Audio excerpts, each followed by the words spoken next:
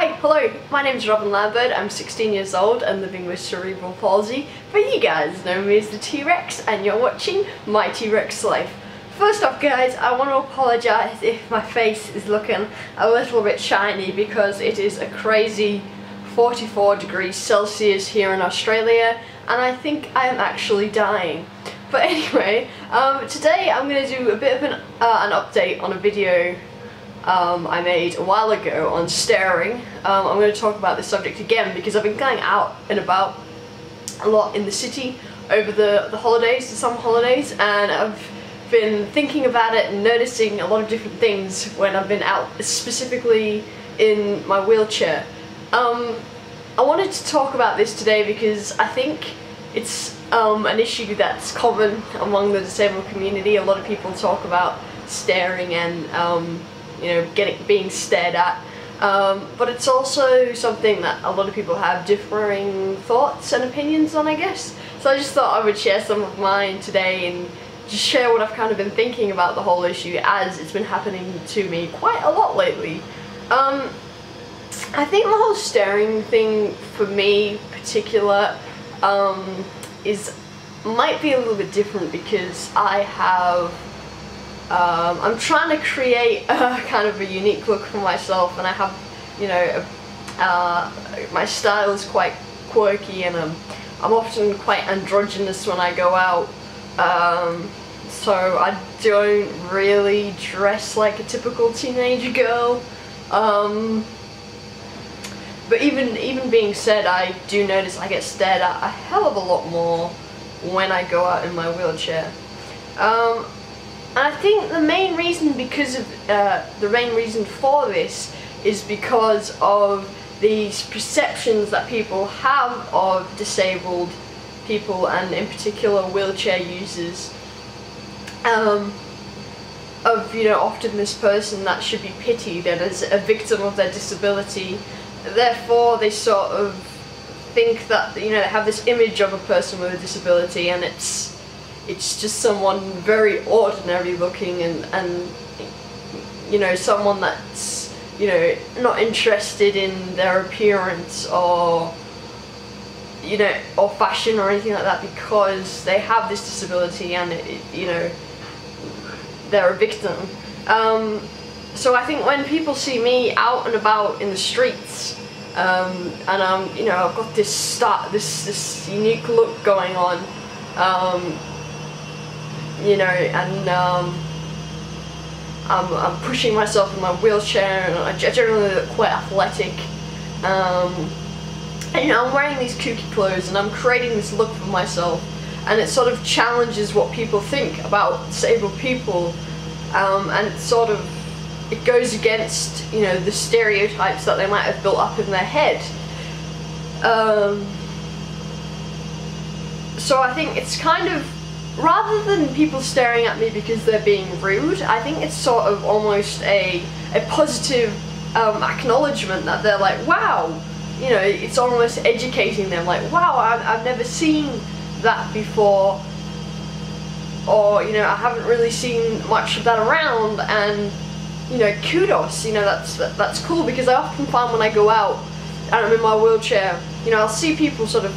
walk by and they'll be looking at me and they'll sort of be like smiling, and, you know, and then you can just see they have this urge to speak to me, and then they'll just come up to me and they'll be like, wow, you're really pretty, or whoa, you know, that's some cool style you've got going on, and they're kind of confused and they're like shocked, you know, almost, and they just have to speak to me, and they have to tell me this, which is not something I have encountered when I'm walking. I've only ever had people come up to me and tell me this kind of stuff really when I'm in my wheelchair. So I don't necessarily see people staring at me generally as being rude or even a bad thing. I kind of see it as me breaking this image that they have in their head. It's like almost you can see a mirror just shattering in their eyes, and it's almost like education, and it's just creating this new